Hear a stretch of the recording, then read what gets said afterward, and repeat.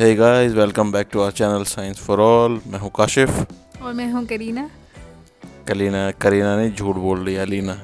ठीक है, तो today we are going to study further with our life process chapter 6 of biology. Madam को मजाक करने की आदत चल रही है तो चलने दो।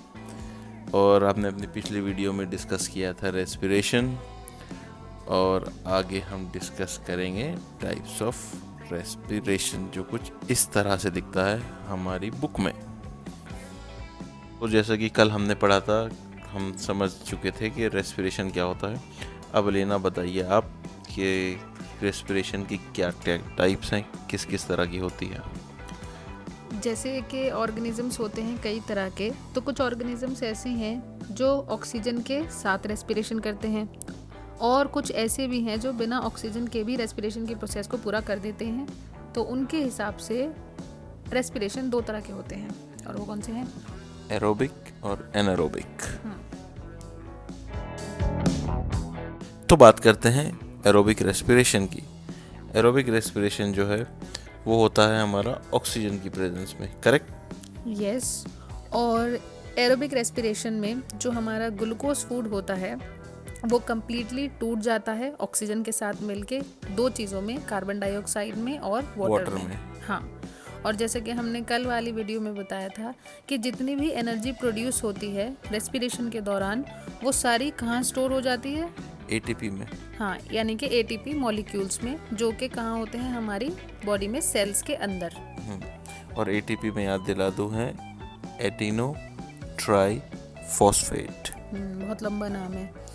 तो जैसे कि हमारी स्क्रीन पे एक रिएक्शन भी है कि ग्लूकोज क्या है, जो फूड पार्टिकल है एक तरह से, जिसमें ग्लूकोज है, और वो जो है ब्रेक डाउन हो जाएगा हमारा किस किस चीज़ में? कार्बन डाइऑक्साइड में, वाटर में, और एनर्जी जो प्रोड्यूस होगी वो किस चीज़ में स्टोर हो रही है? As you can see ATP molecules. ATP तो ठीक है, लेकिन ये बीच में पायरूवेट भी दिख रहा है, इसके बारे में डिस्कस करें। पायरूवेट जो है एक कंपाउंड है, ऑर्गेनिक कंपाउंड, यानी कि 3 मॉलिक्यूल का स्ट्रक्चर होता है, और वो हमें आगे अभी डिस्कस करेंगे दोबारा। ओके, ठीक है।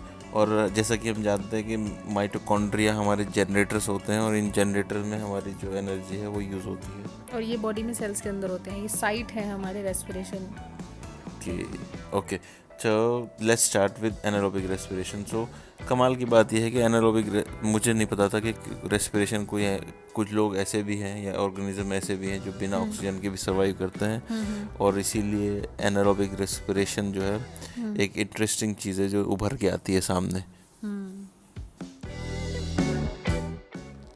Anaerobic respiration. और एनारोबिक रेस्पिरेशन क्या है ये तो बता दो।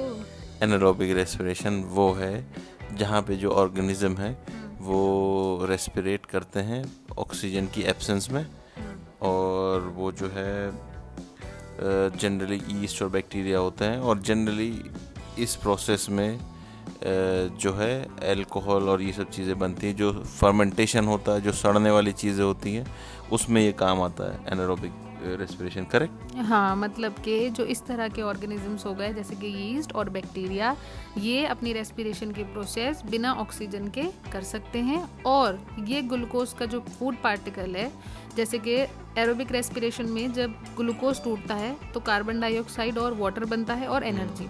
लेकिन यहाँ पे जब ग्लूकोज का फूड पार्टिकल टूटता है तो बनता है ethanol, carbon dioxide and water, energy. फिर गलत ध्यान नहीं है तुम्हारा आज आज आज आज पढ़ाई में ध्यान नहीं है, लेकिन पढ़ना तो पड़ेगा। हाँ, और वाटर में नहीं, वाटर तो उसमें एरोबिक में आया है, इसमें आएगा एथेनॉल, कार्बन डाइऑक्साइड और एनर्जी जो सबसे इम्पोर्टेंट चीज़ और है। एनर्जी स्टोर होगी यहाँ पे भी कैसे? एटीपी में। एटीपी में। और एटीपी में स्टोर होती है ताकि जब जब ऑर्गेनिज्म को ज़रूरत हो तो वो वहाँ से उसमें से उसको दोबारा तोड़ के हाँ ले लेता है। जब एटीपी मॉलिक्यूल टूटते हैं तो वो इसी तरह उल्टे हो जाते हैं जैसे बनते हैं। और इस प्रोसेस को और इजीली समझने के लिए आप अब आगे जो हम आपको एक टेबल दिखाएंगे उससे समझ जाएंगे अच्छी तरह। टेबल नहीं, ये हमारी है रिएक्शन की सीक्वेंस। हाँ, वही मतलब। ओके, चलिए साहब, टेबल की सिचुएशन ये है कि हम डिस्कस करेंगे रेस्पिरेशन, और हम उसमें 3 सिनेरियोस देखेंगे जो कि जनरली होता है। एक है प्रेजेंस ऑफ ऑक्सीजन, एक है लैक ऑफ ऑक्सीजन, ऑक्सीजन की कमी से, और एक है हमारा बिना ऑक्सीजन के। तो जैसा कि हम जानते हैं, जब हम फुली ऑक्सीडाइज होते हैं और जब हम कुछ काम कर रहे होते हैं, तो जब ऑक्सीजन हमारा ब्रेक करता है, तो वो जैसा कि हमने कल भी पढ़ा था, वो ब्रेक करता है एनर्जी, वाटर और कार्बन डाइऑक्साइड में ऑक्सीजन की प्रेजेंस में। ठीक है, जब ऑक्सीजन की कमी होती है तो तब ये ब्रेक डाउन हो जाता है लैक्टिक एसिड और एनर्जी की प्रेजेंस के फॉर्म में, और जब ऑक्सीजन नहीं होता है तो वो सड़ जाता है और तब बनता है हमारा एथेनॉल, अल्कोहल, कार्बन डाइऑक्साइड और एनर्जी। तो ये तीनों सिनेरियोज हैं। ये अगर आपको समझ में आ गए तो समझिए बल्ले बल्ले आप इस टॉपिक को जो है एकदम से डील कर लेंगे, कोई प्रॉब्लम नहीं आएगी। इससे आगे डिस्कस करते हैं कुछ इंपॉर्टेंट क्वेश्चंस जो कि आपको हेल्प करेंगे। और हमारा सबसे पहला क्वेश्चन काशिफ जो तुम पूछते हो, why do we get pain in the leg while running fast. आजकल तो हालत ये है कि बिना रनिंग के भी बहुत दर्द हो जाता है भाई। हाँ, तो जब हम तेज़ भाग रहे होते हैं तो उस वक्त हमारी जो मसल्स को एनर्जी चाहिए होती है उसकी डिमांड ज़्यादा हो जाती है, जितनी की ज़रूरत से बहुत ज़्यादा उसको एनर्जी चाहिए होती है मसल्स को, और इतनी ज़्यादा उस वक्त बॉडी में होती नहीं है। तो इस कमी को पूरा करने के लिए उस वक्त अनएरोबिक रेस्पिरेशन काम करती है और लैक ऑफ ऑक्सीजन भी हो रही है। तो लैक ऑफ ऑक्सीजन का जैसे कि अभी हमने टेबल में पढ़ा था कि क्या बन जाता है उसमें, लैक ऑफ ऑक्सीजन में बनता है लैक्टिक लैक्टिक एसिड और एनर्जी। हाँ, तो लैक्टिक एसिड बनने से ये हमारी मसल्स में जो है क्या होता है, पेन बढ़ा देता है, उसकी डिपोजिशन होने से, इकट्ठा होने से दर्द होने लगता है। तो इसीलिए ऐसा होता है। तो एक तरह से ये लैक ऑफ ऑक्सीजन होती है। समझ गया। और अब आता है हमारा दूसरा सवाल, how does the exchange of gases takes place in different organisms.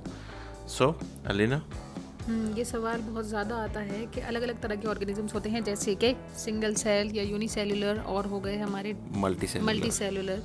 तो जो सिंगल सेल होते हैं, हमने पहले वीडियो भी बनाई थी उस पर न्यूट्रिशन में, कि उसमें जो है एक्सचेंज ऑफ गैसेस होता है डिफ्यूजन से। इसके बारे में अगर आपको ज़्यादा अच्छे डिटेल में जानना है तो आप हमारी प्रीवियस वीडियो में जा सकते हैं, वो इसी न्यूट्रिशन के वो बेस पे जो है इसी चैप्टर की है, उसमें आपको मिल जाएगा। और प्लांट्स में भी इसी तरह होता है, डिफ्यूजन से एक्सचेंज ऑफ गैसेस होती है, यानी कि ऑक्सीजन का आना और कार्बन डाइऑक्साइड का निकलना। ओके, और कॉम्प्लेक्स एनिमल्स के बारे में, कॉम्प्लेक्स एनिमल यानी कि मल्टी सेलुलर में होता है एक्सचेंज ऑफ गैसेस हमारे रेस्पिरेटरी सिस्टम से, जो कि हमारा नेक्स्ट टॉपिक है। ओके, सो इसी के साथ ख़त्म होती है आज की वीडियो। अगर आपको अच्छी लगी तो please share, like and subscribe, और फिर आपसे मिलते हैं जल्दी। टेक केयर, हasta la vista, stay home, stay safe, bye bye.